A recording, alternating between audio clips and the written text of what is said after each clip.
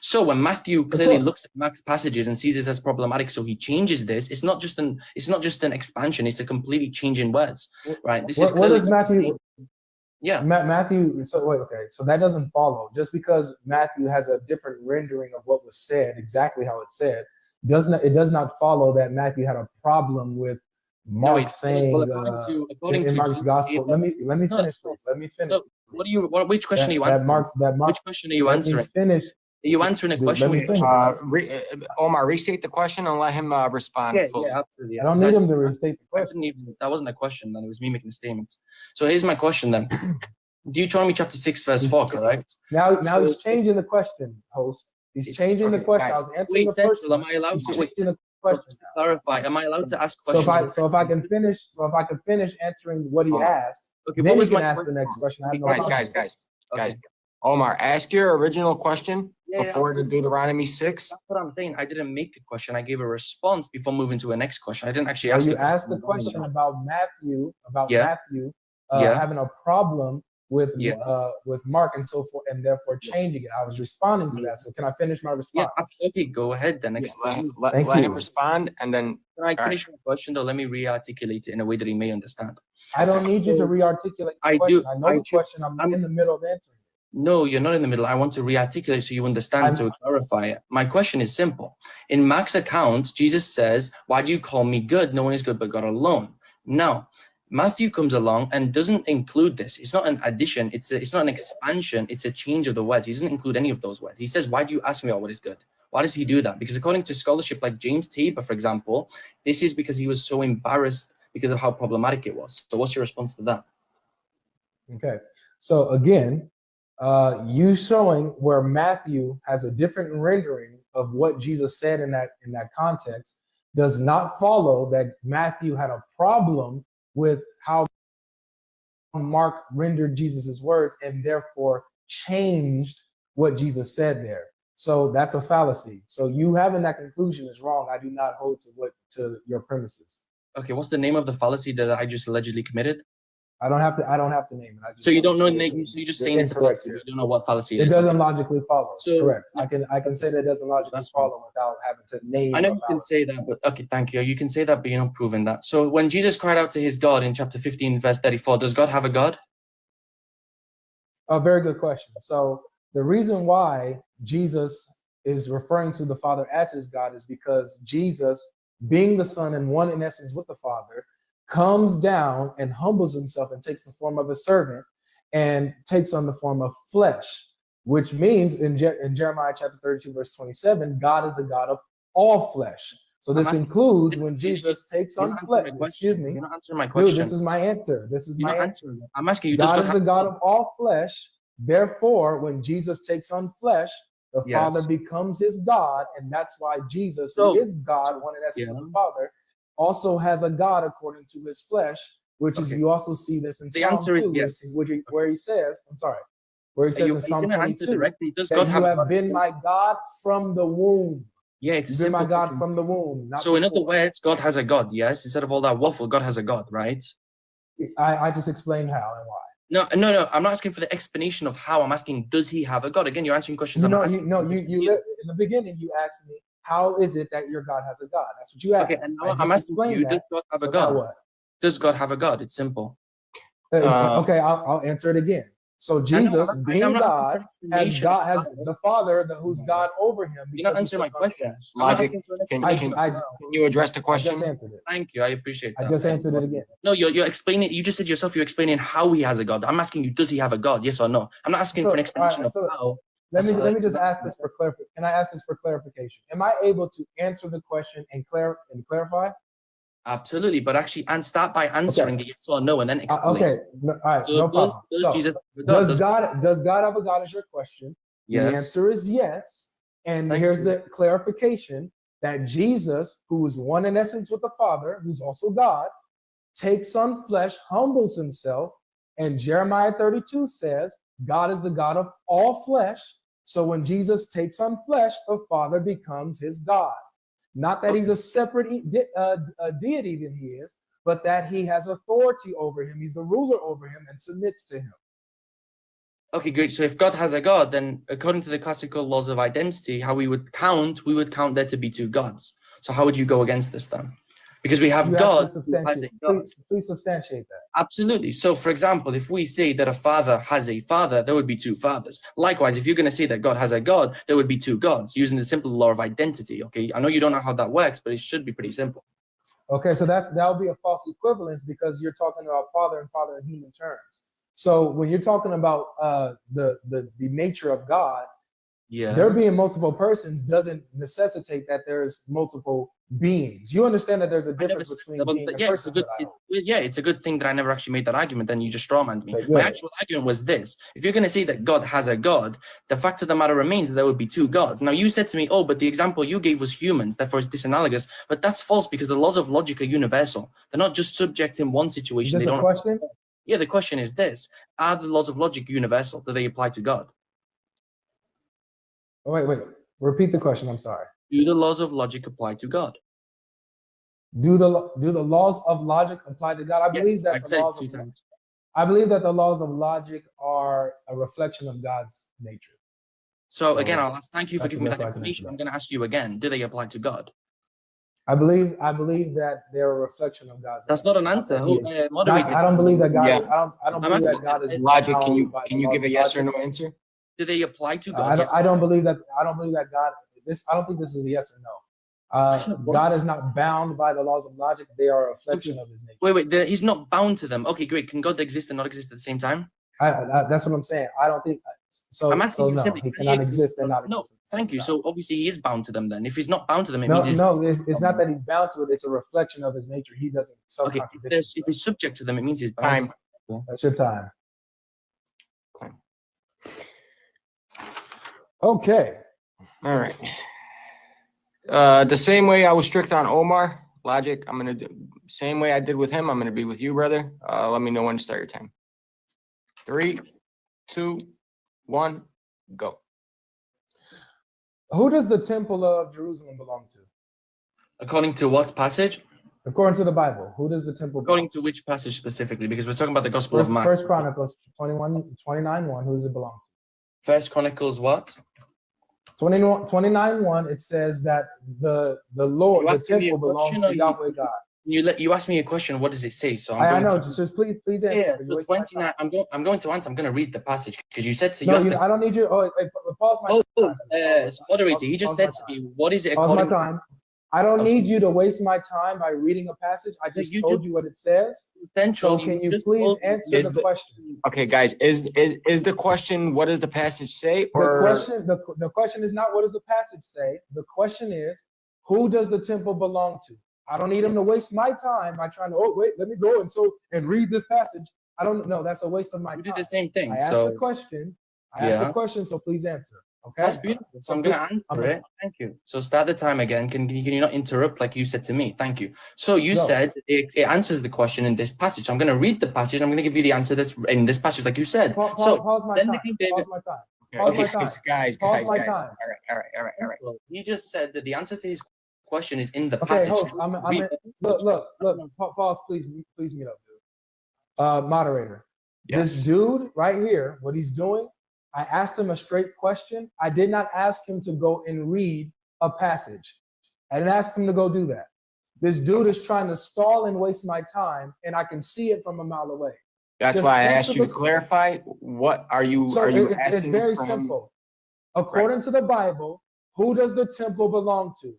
First Chronicles chapter 29:1 says that the temple belongs to Yahweh God. So the question is, who does the temple belong to according to God? Thank you.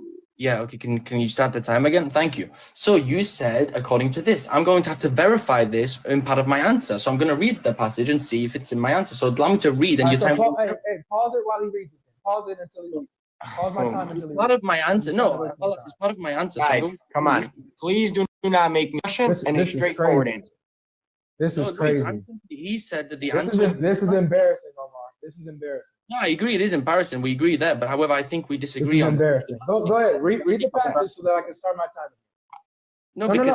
Don't start it after he reads it. After he's done reading it, then you can start. My reading of it is part of my answer. So, no, it's not. Read it. Okay, no problem. I'll read it. So then King David said to the whole assembly, my son Solomon, the one whom God has chosen, is young and inexperienced. The task is great. The temple for I have provided for the temple of my God. So this temple, thank you. in verse Go 1. ahead, start the time. Start the time. Okay. Yes, now Thank you. So you just read the passage. So who does the temple belong to? I have to give the answer while my time's on. So the answer would be simple, that it says here, I have provided for the temple of my God. So this temple here belongs to God. Thank you. Okay, thank you. According to Malachi 3:1, it says that the Lord is coming to his temple. So according to Malachi 3:1, who is coming to his temple?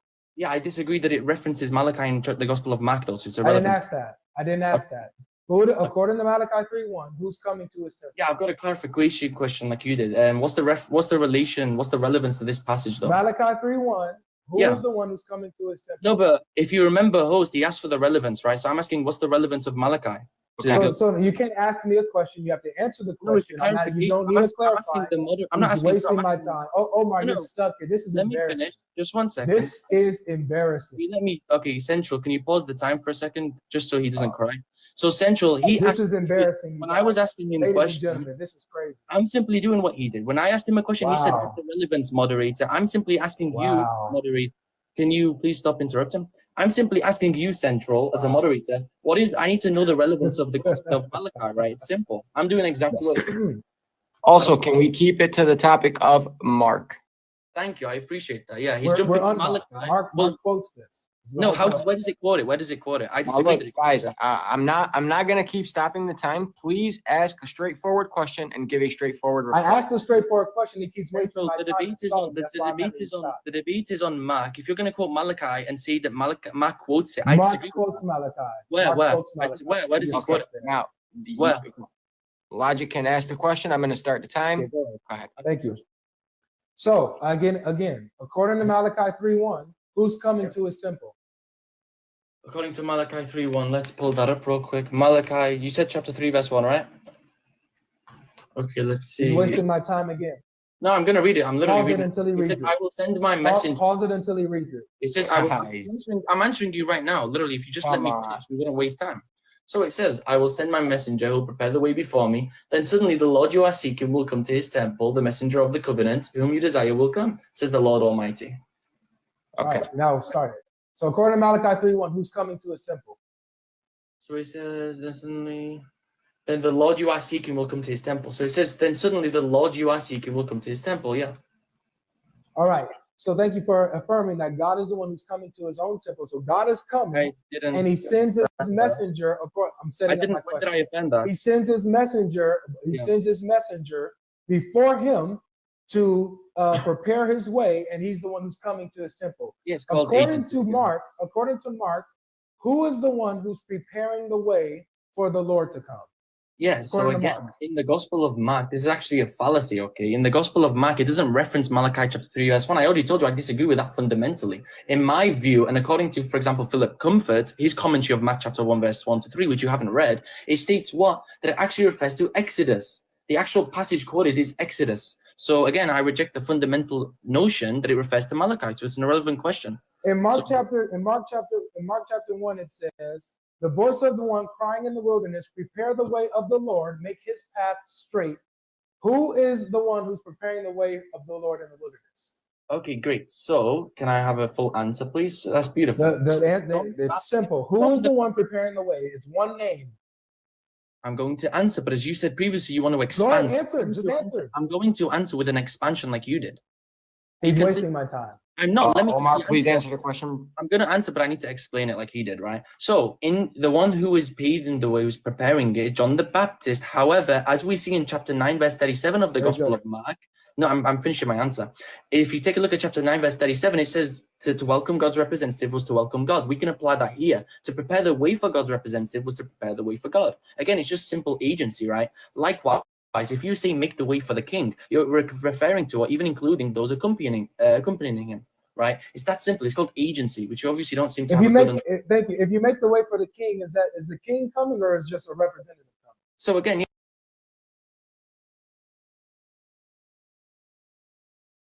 it can refer to the king and his representatives. Absolutely. No. Okay. Yes. Okay, thank you. So when you make the way for the king is coming, including his representatives. So the king is included. So John makes the way for the Lord, including his representatives. Thank you so much. That's a good, So with this, according to Isaiah, is that a question? Who is the voice in the wilderness making the way for? That's a good question. Isaiah chapter 40, verse 3, correct? Yes. 40, verse 3. Yeah, okay, thank you. Pause it until he reads it. Pause my time. Pause his time because he's complaining. So he said, are you reading? He's literally reading to stall my time. No, I'm answering so that he wastes it. So you're gonna pause my time every time he tries to read it. You're wasting more time by doing this instead of letting me just actually answer. We're listening. It's simple. Yeah. So repeat your question. Omar, please give an answer. Yeah, he's gonna have to repeat his question again because he just rambled. Go ahead and repeat your question. According to Isaiah, who is John preparing the way for? Where in Isaiah? Isaiah is a huge book. I mean, guys, you can't make this up, man. Yeah, you literally can't make this up. I'm doing exactly look, you're literally the one who said, oh, Isaiah 40 verse 3. Okay, let's see. And so you literally know where you're going, and you're stuck here. So you have to play these type of games. The panic is being seen by 1,000 people, bro. It's not panic. It's really crazy. It's me holding you to let me ask you this. Let me ask you this. We'll move on. I think this has been said. It's called holding you. John is the voice in the wilderness who prepares the way for Yahweh. And then Mark says that that's Jesus who he prepares the way for. Jesus is Yahweh. Thank you so much. Is there a question? Or are you ask a question? Yeah, can you ask a question? Can anyone, here's my question. Can anyone change God's laws besides God? Okay, beautiful. So can anyone change God's laws besides God? No. A single person, independent of God, cannot change God's laws. Of course not. And you're going to refer to the forgiveness of sins or something. Go ahead. Ask your next question. Actually, no. So here we have in Mark chapter 7, verse 19, 18 to 19. He says, and whenever it's excuse me, that's the wrong verse. In Mark chapter 7, it says that Jesus declared all foods clean. So how is it that Jesus can declare all foods clean unless he's God? Since you just said that only God can change God's laws. Thank you for letting me just answer the question. You said, well, how can he do this if he's not God? Simple. God can allow him to do it. It would still be God who allowed him to do that action. It would still be God who allowed that law to take place or that law to be abrogated or whatever the context is. If a prophet comes and reveals that this law is abrogated, right, it does not now negate the fact that God allowed it to be abrogated. God is responsible for its abrogation. It's that simple. Again, you don't. Okay. Can you let me finish? Can you show me? Can you give me the reference where it says that God allowed allow him to finish, Logic, please? So because he just interrupted and rambled, can you reiterate your first question because you just throw my mind? Here's the first. Can you show me where God allowed Jesus to change the law? In which passage are you referring to? Mark chapter 7, where he says that he made all foods clean. He declared all foods clean. Where does it say that God allowed? I'm asking you, what's the verse again in chapter 7? Mark chapter 7, verse 19. Verse 19. Beautiful. We can go to verse 19. Pause my time again, since he has to read every passage. Yeah, so it's simple, clear. All it's saying here, you can continue again before I give my answer. Okay. It's very simple, right? Here it's simply clarifying, because it says, for it doesn't go into their heart, but into their stomach and out of their body, and therefore Jesus declared all foods clean. Now, what does he say? What does he say on his own authority? That's the question. I don't see where it says his own authority. It literally says, Mark said, this is Mark saying this. It says, therefore he declared, not God the Father declared, he declared all foods clean. Where does it say that God is the one who gave them this authority to be able to declare a change of the law? That's an amazing question. Now, what does the term declare mean, guys? It simply means to announce something. Now, a messenger can announce something on behalf of God, revealing that scripture, whatever it may be. There's no sort of contradiction. You need to prove. Show the verse. Show the reference. Let me answer, please. Allow me to finish.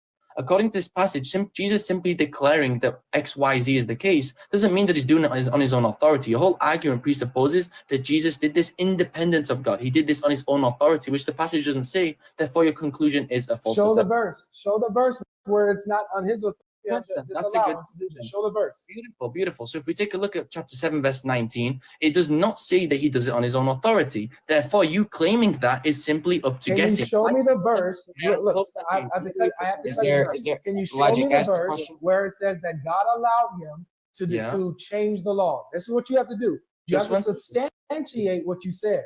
Beautiful. I agree with you, and that's why you should start taking your advice. Now, let me answer that. So you said to me that he himself, this proves he's God. He declared it himself, right? It wasn't something that God did. So simply, if you're going to play the guessing game, because that's not in the text, you're saying, oh, well, it's the case that he himself declared it. And I can simply say, yeah, well, if you're going to talk about guessing, I can do the same thing and say, since it doesn't explicitly say that, we can simply say he does so on God's behalf. It's simple, right? Jesus himself. No declares, worries. Let me finish my answer. Let me finish my No, answer. my time is running. You answer. That's I not got a problem. It's your problem. You got my for answer. asking the question. No, Who's the Lord of the Sabbath? Central, Is my next can question. I- I only got 30 seconds. Who's the All Lord right, of the Sabbath? guys. All right. He's wasting my time. Can you give me 5 seconds? Who's the Lord of the Sabbath? Can you give me 5 Lo- seconds to finish my answer? Logic, what's the question? Go ahead.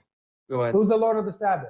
Beautiful. So according to the Gospel of Mark, if you take a look at chapter 2, verse 27, it says that Jesus is the Lord of the Sabbath. Now, do you want me to explain that passage, or are you just going to make an assertion? All right, so who is the one who owns the Sabbath according to the Hebrew Scriptures?